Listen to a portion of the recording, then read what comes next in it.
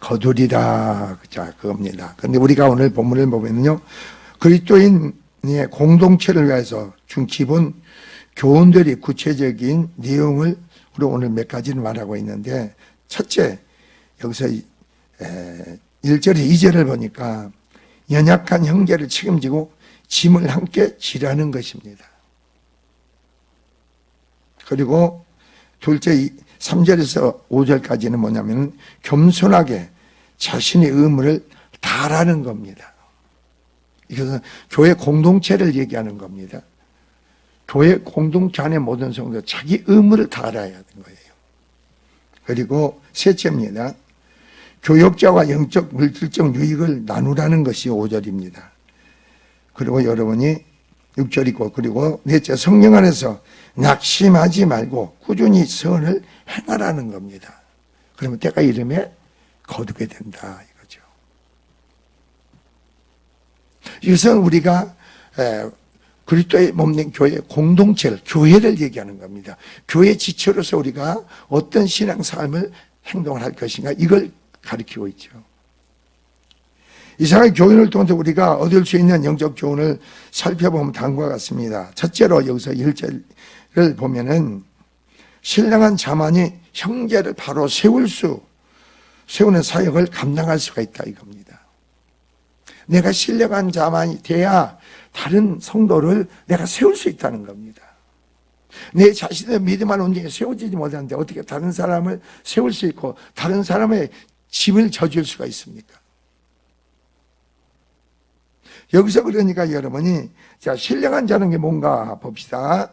1절에서 사도 바울은 형제들아, 사람이 무슨 범죄한 일이 드러나거든 신령한 너희는 온유한 심령으로 그러한 자를 바라보고 말합니다. 바라보라. 온유한, 이건 성령 안에서 바라보라는, 성령으로 온유한 심령은요, 내가 그런 마음, 성령으로 내가 온유한 심령이 되는 거예요. 마태복음 5장처럼 너희가 온유한 심령은 땅을 기업으로 받을 것이다 그랬잖아요. 성령이 내 안에 임하시면 여느 심령이요, 강팍한 심령이 아니고 온유한 심령이 바뀝니다. 여기서 신령한, 바로 그것은 너희는, 바로 이라는 말은 성령을 쫓아 행하는 성도를 가리키는 겁니다. 내 육체를 쫓아 성령을 쫓아 행하는 성도를 얘기하는 거예요. 즉 이건 무슨 말? 하나님의 뜻을 쫓아 행하는 자다 이겁니다.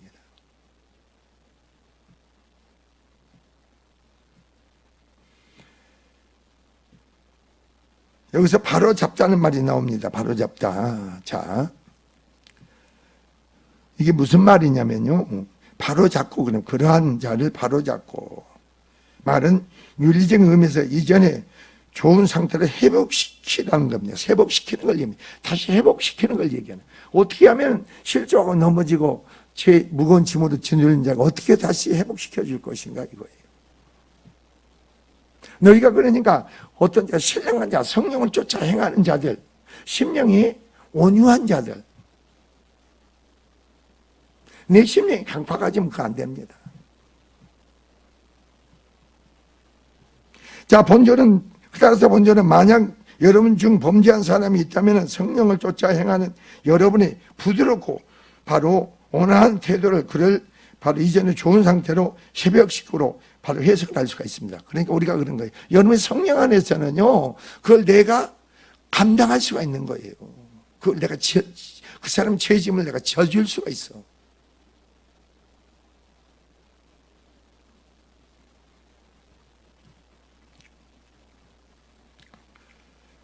성도들이 신령한 자가 되어서 주님의 궁극적인 목적, 즉 의인을 부르러 오신 것이 아니고 죄인을 부르러 오신 주님입니다. 그러니까 우리는 뭐합니까? 모든 사람을, 목적은 뭐예요? 그 사람을 판단하고 비판하고 정죄하는 게 아니고 어떻게 하면 믿음으로 의로지고 의인된 자로서 부활의 생명 믿음 안에서 영생의 생명을 갖느냐 이거예요. 다른 데 있는 게 아니에요, 교회는.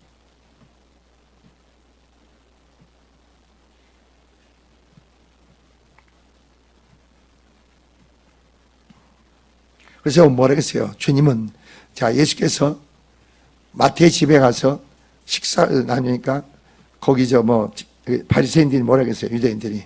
너희 선생 어떻게 죄인들과 같이 식사를 하느냐 물어봤습니다. 그러니까 예수님 뭐라 그랬어요? 난 의인을 부르는 게 아니고 죄인을 부르러 왔다. 자, 병든 자에게는 뭐가 필요하다? 의사가 필요하다. 모든 사람은 병든 자입니다. 여러분 그리스도 안에서 그 생명 믿음 안에 전부 병든 자예요. 온전한 자는 하나도 없습니다.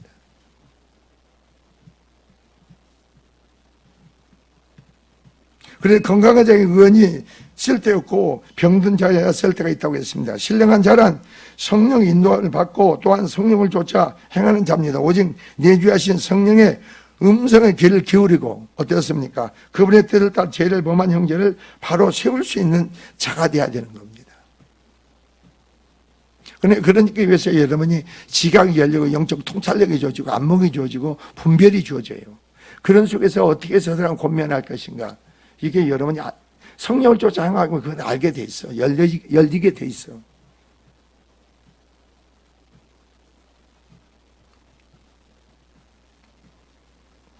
그리고 여러분이 1절을 보면서 뭐라고 했습니까? 6강 1절을 보세요.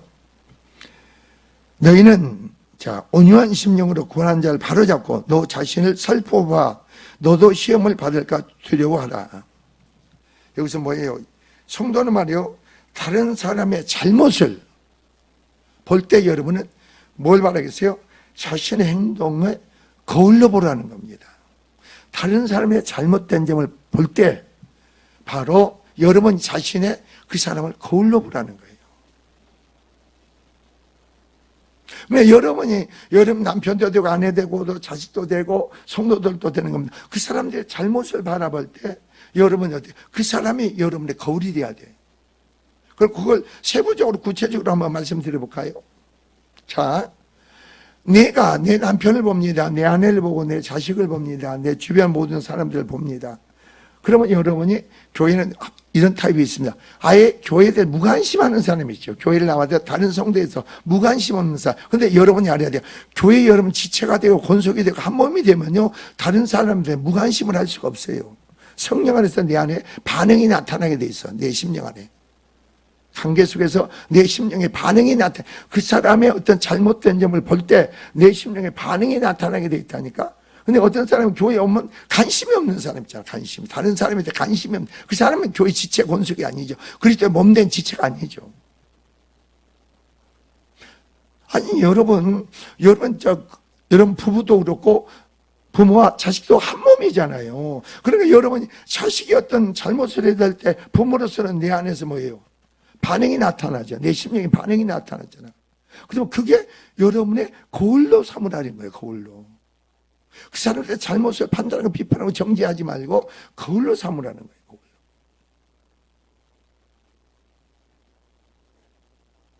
그래서 오늘 여기서 그만해요. 자신을 살펴보아 너도 시험을 받을까 두려워하라 이겁니다.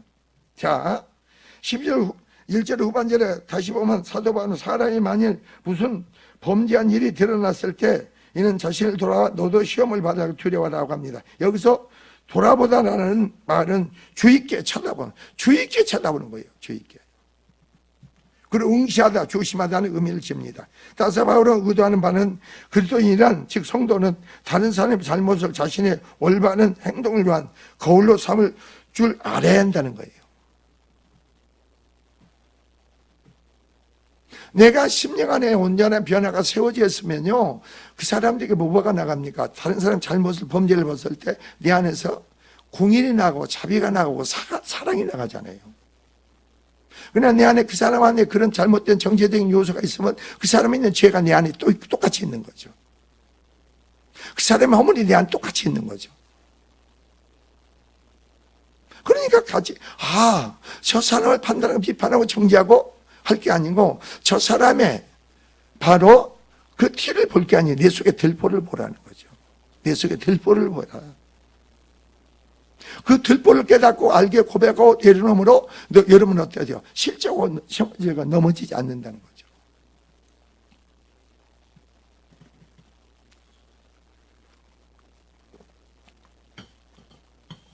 그래 여러분 심령의 반응에 따라서 우리는 행동을 해야 되죠. 반응에 따라서. 이제 여러분은 어떻게 본대요? 저 같은 경우는 참 그러니까 그러는 거예요. 여러분은 그런 걸 모르고, 저 같은 경우는 제가 그랬잖아요. 백석대학교 모든 학생들을 놓고 일일 붕해를 해달라고 하니까, 자, 대학교 1학년, 2학년, 3학년, 4학년입니다. 전교 학생을 데리고 붕해를 하는데 이걸 어떻게 설교를 해야 될까?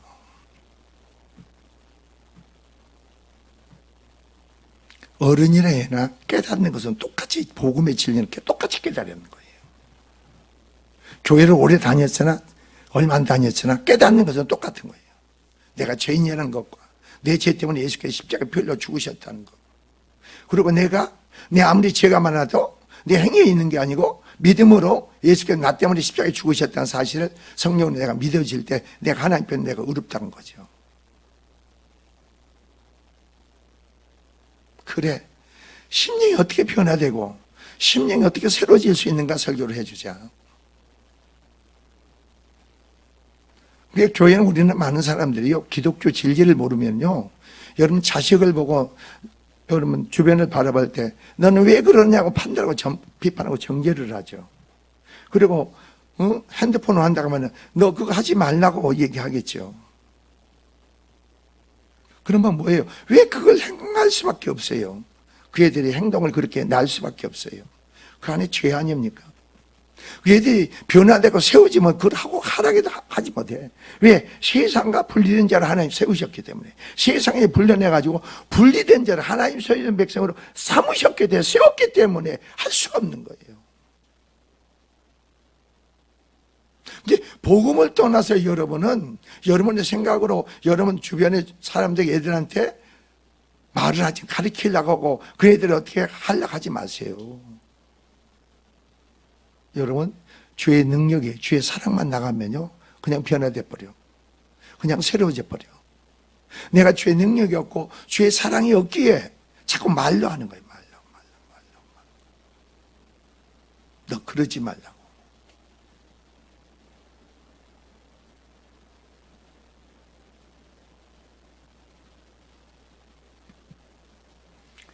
그래서 오늘 본문이 그런 거예요. 1절 후반절에 바로 성도는 다른 사람의 잘못을 자기 행동의 거울로 삼아라 이겁니다. 여러분 주변에 보면은 다양한 많은 사람도 있겠죠. 저 사람이 왜 저러나 그렇게 하지 마세요. 저 사람을 보면서 내 안에 어떤 반응이 나오는가 보세요. 내 안에 궁일과 자비가 나가면요, 내 안에 사랑이 나가. 그러니까 허물이 보이지 않아. 허물을 놓고 논하지 않고 그 영혼을 궁일히 여기시고 불쌍히 여기는 마음이 나가죠. 궁일이 불쌍히 여기는 마음 속에서 뭐가 나가요? 그 사람에게 사랑이 나고 능력이 흐르죠. 그래서 사랑이 나고 능력이 흐를 때 고면을 해보세요. 그 사람 놀랍게 변화되죠. 세워지죠. 근데 내 안에 판단이 나고 비판이 나고 정죄가 나갈 때는 말을 하지 마세요. 내 안에 독이 나가니까 그 애가 변화되긴커녕 오히려 여러분한테 말을 안 때 속으로 대적을 합니다.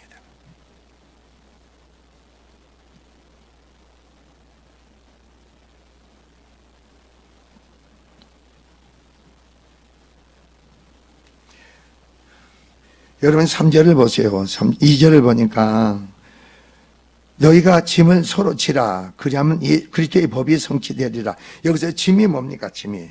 자, 지금 갈라디아 교인들에게 사도 바울은 말이에요.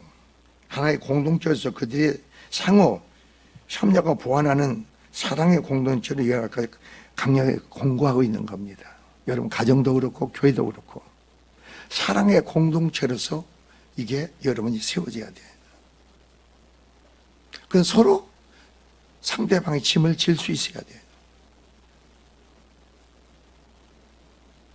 그리스도의 법이 생명의 법이 성령의 법이 나를 통해서 사랑의 법이 나를 통해서 이루어져야 돼요. 그게 교회 공동체예요. 다른 게 아니에요, 교회는.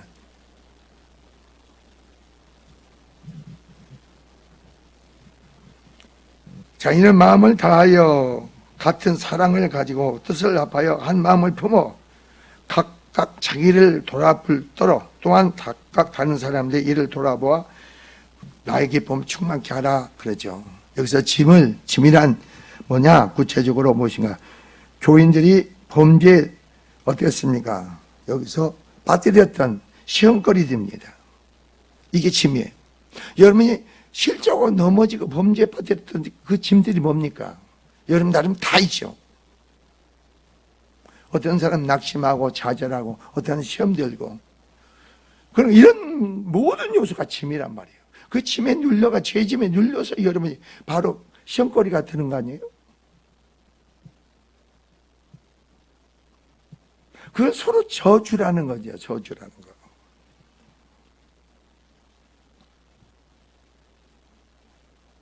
자, 이런 것은 바로 뭐니까 신령한 일을 방해하는 요소들. 여러분 안에 신령한 일을 방해하는 요소가 뭐예요? 여러분 성령으로 나타난 행하신 속에 이끌어가는데 여러분 안에 성령에 나타난 역사를 이끌어가는 방해하는 요소가 뭐예요?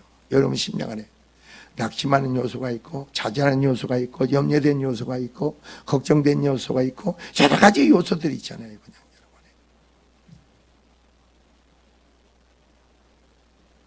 그게 여러분의 짐이라는 거예요. 짐이라는. 이런 영적인 차원의 짐들에는 성도를 근심과 염려에 잠기가는 요소들로 포함합니다. 근심과 염려로 여러분들을 잠기가는 겁니다. 염려는 뭐예요? 여러분 마음이 주님이 아닌 다른 마음에 뺏기는 게 염려죠. 여러분 마음이 분열된 마음이 염려예요. 그 여러분 마음이 다른 데 뺏겨보세요. 그 순간 여러분은 무거운 짐에 눌려가지고 실족하잖아요. 여러분 마음에 근심하면 마음에 근심해보세요. 심령이 어떻게 돼요? 상해지잖아요. 그리고 육신도 어떻게 돼요? 피곤해지잖아요. 우리는 근심할 필요가 없는 거예요. 여러분의 생명 믿음의 신앙이 있으면요, 우리는 근심할 필요가 없어요. 아무것도 염려하지 마라. 너희는 마음에 근심하지 마라. 하나님 믿으니 또 나를 믿으라 그랬잖아요. 왜 여러분이 주님께 예수께서 나의 주가 나의 하나님 되시고 믿음의 언약의 약속의 백성으로 내가 세워졌다면 내가 근심하고 염려할 필요가 뭐 있어요? 아무것도 없죠. 여러분 언제나 언약 믿음 안의 백성이 됐다면 주님, 우리가 주님께 간구하고 기도하고 내려놓고 주님의 역사를 구하면 끝나는 거예요.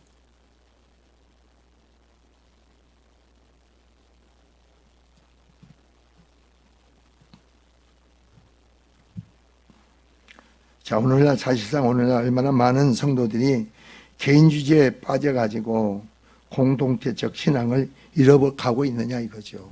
오늘 교회는요, 너무나 개인주의에 빠지는 거예요. 그러니까 교회로서 공동체로서 그리스도의 몸된 지체로 공동체로서 그 기능이 상실해요. 교회가 기능이 상실해져. 세상의 모임으로 바뀌는 거예요. 교회 기능이 상실되는데 거기 어떤 능력이 있고 거기는 어떤 사랑이 있겠어요? 없어요.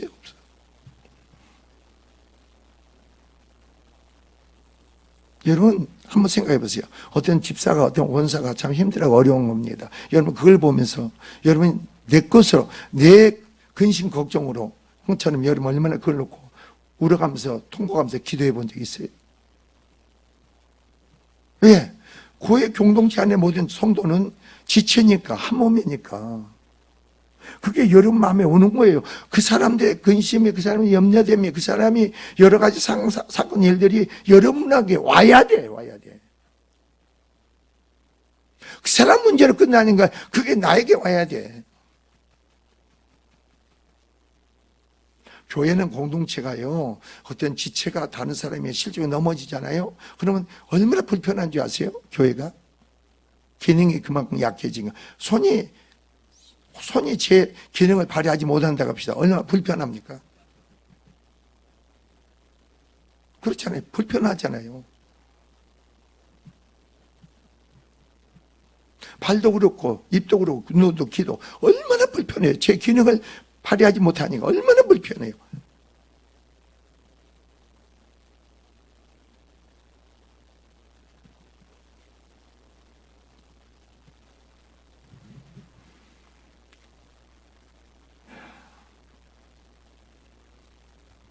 성도 혼자서 그러한 짐들을 지게 되면 그 무게에 짓눌려서 헤어나게 힘들 수도 있는데 동일한 신앙을 가진 성도들이 함께 함으로써 보다 쉽게 극복할 수가 있다 이겁니다. 그러니까 여러분이 어떤 일이죠. 여러분의 일이 돼서 죄종의 일이 뭐냐? 죄종의 일이 아니고 여러분의 일이 돼야 되는 거예요.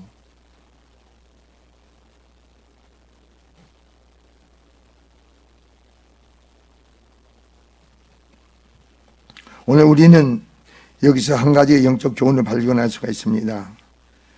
자, 그래서 우리나라 얼마나 많은 사람들이 개인주의에 빠져 공동체의 신앙을 잃어가고 있느냐. 자기 십자가를 지거나 예수님의 흔적을 지나가는 신인 일에 얼마나 무관심하느냐 이겁니다. 사도 바울은 뭐라고 했어요? 나는 예수의 흔적을 가졌다고 했어요. 그런데 여러분은 그런 게 무관심하잖아요. 내 십자가를 지고 주님을 따르는 건 무관심하잖아요.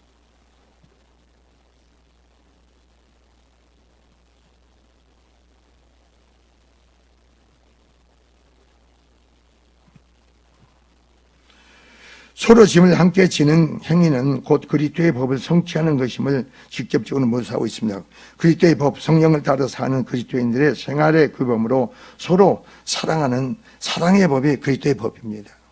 여러분 서로 사랑해 보세요. 성령 안에 서로 사랑을 해보라고.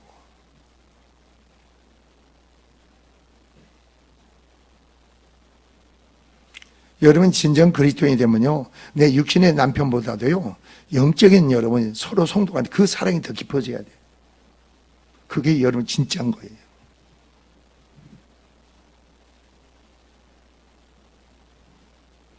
육신의 자녀보다도 영적 안에 영 안에 있는 자매들이 더 사랑스러워야 돼요.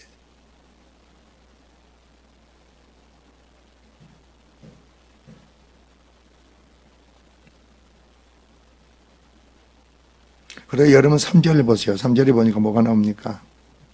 만일 누가 아무것도 되지 못하고 된 줄로 생각하면 스스로 수음이니라 그래. 만일 누가 아무것도 되지 못하고 바로 뭐라 했어요 여기서? 된 줄로 생각하면 스스로 속임이라. 자, 교회 공동체 안에서 온전한 사랑과 그리스도의 온전한 뜻을 실천하지도 못하는 사람이 외식적인 율법의 어떤 행위 속에서 빠져가지고 스스로 어디 상당한 존재이기도 된 것처럼 자기 착각하고 교만에 사로잡힐 수도 있다 이겁니다. 자기는 괜찮은 사람이나 자기 스스로 착각에 빠지는 거예요. 자기한테 속는 거죠.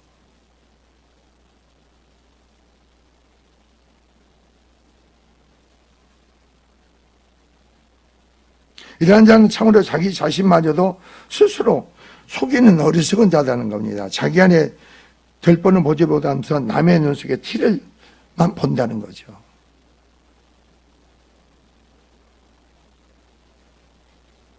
그러니까 자기는 대단한 존재로 알고 있는 거예요. 우리가 복음의 진리를 알게 되면요, 제가 그랬잖아요. 복음의 진리를 알게 되면요, 교회 안에서는요, 있는 자나 없는 자나 권세가 있는 자나 없는 자나 또한 세상에 뭐가 있는 그게 완전히 무너지는 게 교회예요. 그리스도 안에서 새로운 피조물을 거듭나고 구원의 생명, 부활의 생명을 하기 때문에 그 안에서 그 사람의 평가를 받는 거지. 그 안에서 인정을 받는 거지. 세상적인 어떤 지위와 세상의 어떤 그런 걸로서 하나님 앞에 인정받고 평가받는 게 아니죠. 그네들은 이미 죽은 자고 사망, 이미 하나님과 원수된 자인데.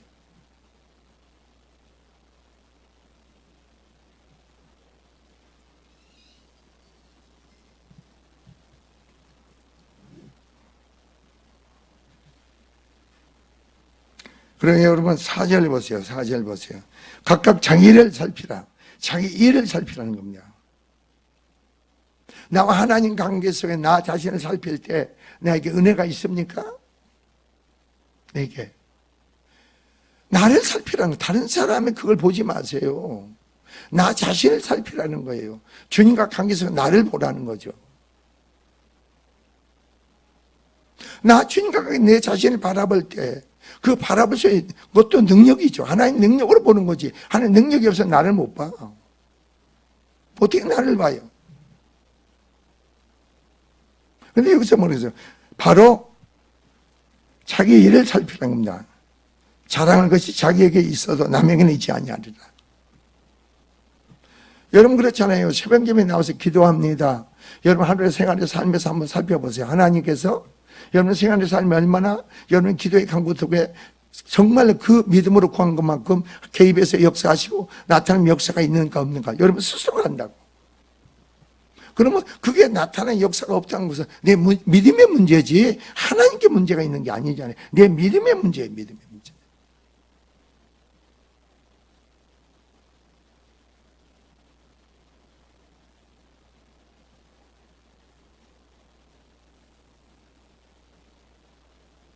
다른 사람을 볼 필요 없다는 거죠.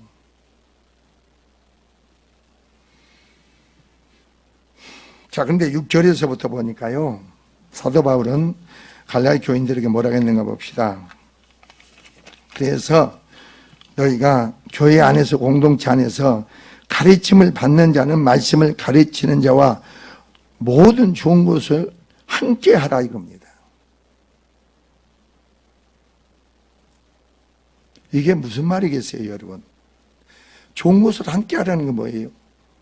가르침을 받는 자와 가르친 자는 좋은 것을 함께 하라는 거. 뭐 좋은 것으로 함께 하라.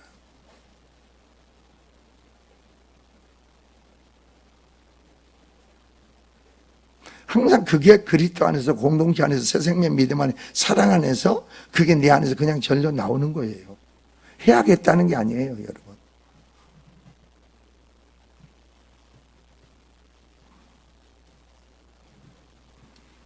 그래서 여러분 7절 보세요. 스스로 속이지 말라. 하나님은 업신여김을 받지 아니하시나니 사람이 무엇으로 심든지 그대로 거두리라 그런 거예요. 바울은 말이에요. 처음에 갈라디 교회에서 복음을 전할 때요. 바울의 얼마나 많은 성도들이 바울을 위해서 정말 희생하고 섬기고 한 줄 아세요? 바울이 눈이 좀 나쁘니까 자기 눈이라도 빼주고 싶어가지고 그 정도의 열정으로. 근데 이 사람들이 갈라디 교회가 율법이 들어가고 나니까 은혜 속에서는 성령 안에서 행했는데 율법이 들어오니까 행위에 빠지는 거예요. 행위에 빠지니까 바울이 뭘로 보입니까? 나에게 말씀을 생명으로 복음으로 나를 진리고 살리는 말씀이 주어지는 게 아니고 바로 복음주의자들 아니 율법주의자들 그런 자들의 가르침을 받다 보니까 이게 없어지. 그래서 이 말을 하는 거예요. 가르침을 받는 자와 좋은 것을 함께 하라. 그리고 스스로 속이지 마라. 네가 누구인가를 너는 알아야지. 여러분 그리스도 안에서 여러분의 정체성을 분명히 가져야 되는 거 아니에요? 내가 누구냐?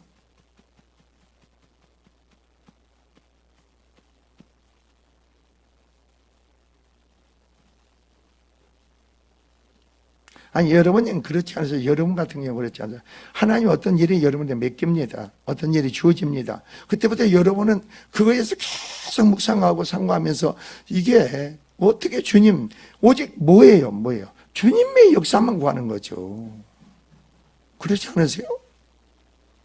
여러분 이번 성례를 통해서 뭘 구하고 있어요? 뭘 준비하고 계세요? 내가 새벽예배에서 그랬잖아요.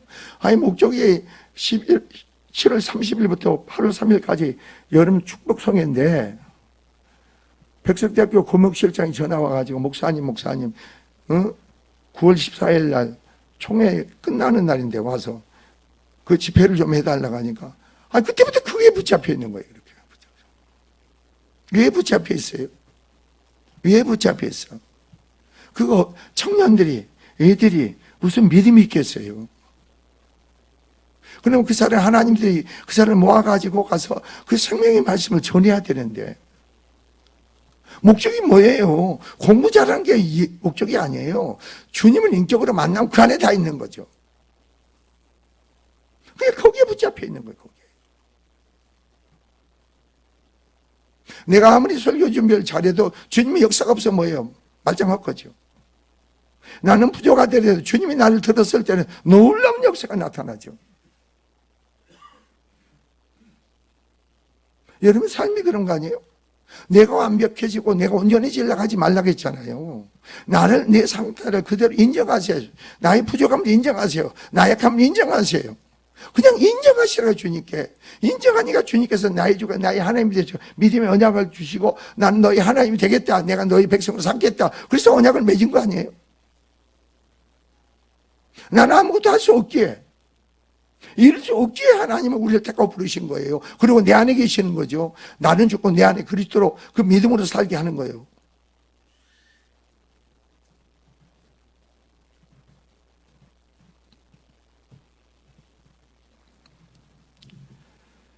하나님은 업신여김에 받지 아니하시니 사람이 무엇으로 심든지 그대로 거두리라 그래요.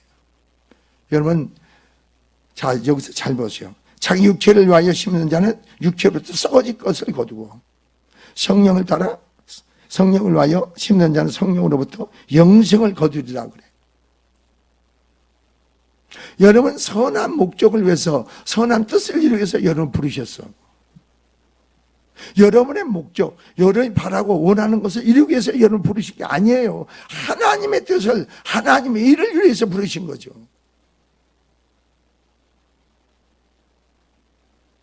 그래서 하나님께서 여러분이 일이 주어지고, 어머니는 어머니, 아버지는 아버지, 직장은 직장, 사업은 사업은 하나님의 일이 주어지잖아요. 선한 일을 위해서 부르셨잖아요. 세우셨잖아요.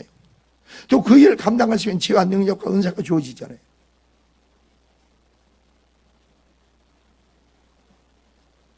여러분이 그냥 하나님이 여러분을 그냥 부르셔가지고 맡긴 게 아니에요. 나중에 보세요. 여러분이 온전한 어떤 일을 감당할 때 여러분은 어떻게 변화되고 얼마나 세워졌는가. 나중에 보시라고. 그 세워져 가는 과정에 준비되는 과정이 힘드는 거죠. 그게 힘든 거. 그것을 힘들다는 건 내 안에 뭐예요? 죄 때문에 힘든 거죠. 누가 나를 외부적으로 힘들게 하지 않아. 내 안에 죄 때문에 내가 힘든 거예요.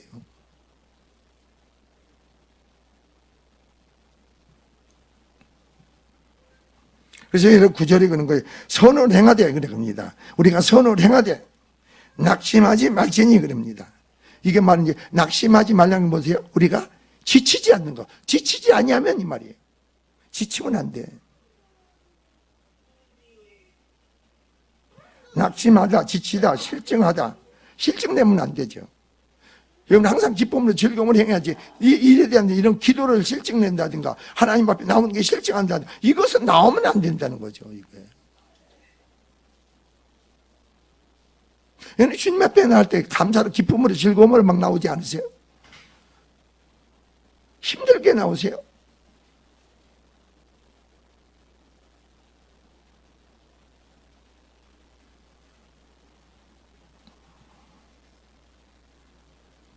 여기서 선을 행하되 계속해서 지속적으로 지치지 말라는 겁니다. 꼭 잊지 마세요. 하나님의 일을 행하되 여러분이 계속해서 행하되 지치지 말라는 거예요. 낙심하지 말라는 거예요. 실망하지 말라는 거예요. 하나님의 말씀이, 그러니까 여러분 이 말씀이 여러분의 그대로 이루어질 줄 믿습니다. 그러니까 여기서 그러는 거예요. 9절에. 선행의 씨앗을 뿌리는 일, 8절이죠. 자, 그래 육체를 위해서 심는 자가 있고 성령을 위해서 심는 자가 있습니다.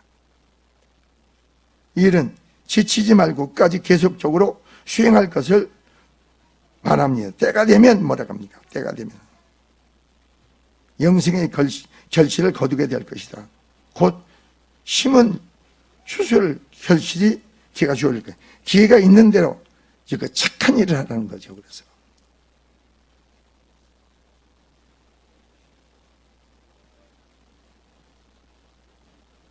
우리는 주 안에서 이런 말씀을 통해서 뭐라고 하냐면요, 모든 이에게 기회가 있는 대로 모든 이에게 착한 일을 하되 더욱더 믿음의 가정에 이것을 하라는 거죠. 믿음의 가정들에게.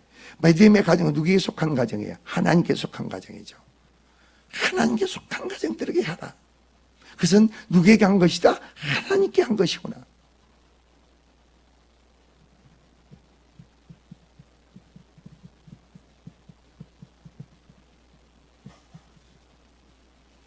이걸 포기하지 말고 인내를 가지고 계속적으로 행하시기 바랍니다. 그러면 때가 되면 여러분이 거두는 은혜의 축복이 여러분에게 있을 줄 주의 이름으로 축원을 드립니다. 기도합시다. 주님 감사합니다. 주께서 한 10년간 10년 축복하시 세워짐의 은혜를 도와주시고 더욱더 성령 쫓아서 더욱더 선을 심는 그 선을 행하고 열매 맺게 하여 영광되고 거두게 영광되게 축복이 되게 하여 주시고 찬양이 되게 하여 주시옵소서. 그 가운데 감사케 하시고 크신 은혜로 능력으로 역사하여 주시옵소서. 감사 참칭 오늘 힘을 드렸습니다. 받으시고 축복하시고 넘치게 채우심으로 역사하옵소서. 예수 그리스도로 모두 축복하기로 합나이다. 아멘.